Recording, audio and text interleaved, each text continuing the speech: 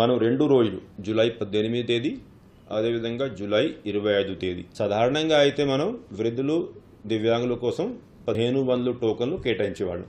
ఈ 2 రోజులు 1500 బదులు 4000 టోకన్లు కేటాయించేంటి ఏర్పాటు చేశాం. 1 సంవత్సరం వయసు లోపల ఉన్నటువంటి చిన్నపిల్లలు వాళ్ళ తల్లిదండ్రుల్ని మనం ఇప్పటికీ సుపథం ద్వారా ప్రవేశపెట్టినటువంటి విధానం ఉంది.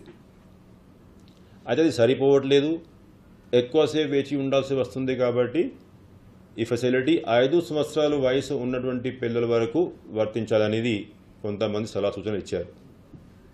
రోజువారీగా దీన్ని అమలు చేయాలంటే కొంచెం కష్టం.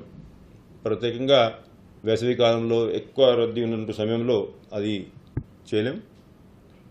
అయినా వాళ్ళే కూడా ఒక 2 రోజులు కేటాయించి ఈ నెల ప్రత్యేకంగా జూలై 19 తేదీ అదేవిధంగా జూలై 26 తేదీ ఈ 2 రోజులు ఉదయం 9 గంటల నుంచి మధ్యాహ్నం 1:30 వరకు 5 సంవత్సరాల వయసు లోపల ఉన్నటువంటి చిన్నపిల్లలు వాళ్ళ తల్లిదండ్రులందరికీ కూడా నేరుగా సుపథం ద్వారా ప్రవేశ విధానం ఫెసిలిటీ కల్పిస్తున్నాం.